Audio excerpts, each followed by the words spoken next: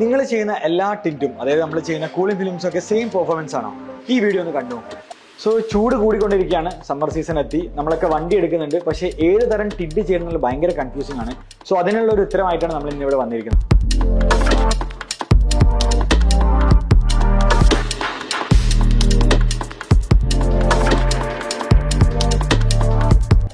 So നമ്മൾ ഈ ഒരു പാനൽ മൂന്നായി ഡിവൈഡ് ചെയ്തിരിക്കുകയാണ്. ഫസ്റ്റ് പാനൽ നമ്മൾ എംടി വെച്ചിരിക്കുകയാണ്, അതിൽ ടിൻഡിങ് ഒന്നും ചെയ്തില്ല. രണ്ടാമത്തെ പാനൽ ഒരു നോർമൽ ടിൻഡും, മൂന്നാമത്തെ പാനൽ നമ്മളൊരു സെറാമിക് ടിൻഡുമാണ് ചെയ്തിരിക്കുന്നത്. സോ ഇതൊരു BTU മീറ്റർ ആണ്, ബേസിക്കലി ചൂട് അളക്കുന്ന ഒരു മെഷീനാണ്. ലൈവായിട്ട് ഇതിന്റെ മെഷർമെന്റ്സ് എടുക്കാം. സോ ഇത് ടിൻഡ് ചെയ്യാത്ത ഗ്ലാസ് ആണ്. ഇവിടെ വരുന്ന അപ്രോക്സിമേറ്റ് വാല്യൂ എന്ന് പറയുന്നത് അറൌണ്ട് 1400 1300. ഇത് നോർമൽ ടിൻഡ് ചെയ്ത ഗ്ലാസ് ആണ്. ഇവിടെ വരുന്ന വാല്യൂ എന്ന് പറയുന്നത് അപ്രോക്സിമേറ്റ്ലി 1000 റേഞ്ചിലാണ്. ഇനി ഇത് സെറാമിക് ടിൻഡ് ചെയ്ത ഏരിയ ആണ്. ഇവിടെ വരുന്ന വാല്യൂ എന്ന് പറഞ്ഞാൽ അപ്രോക്സിമേറ്റ്ലി 250 റേഞ്ചിലാണ്. സിമ്പിൾ. നോർമൽ ടിൻഡ് ചെയ്താൽ അറൌണ്ട് 20% ഹീറ്റ് റിജക്ഷൻ ഉണ്ടാവുക.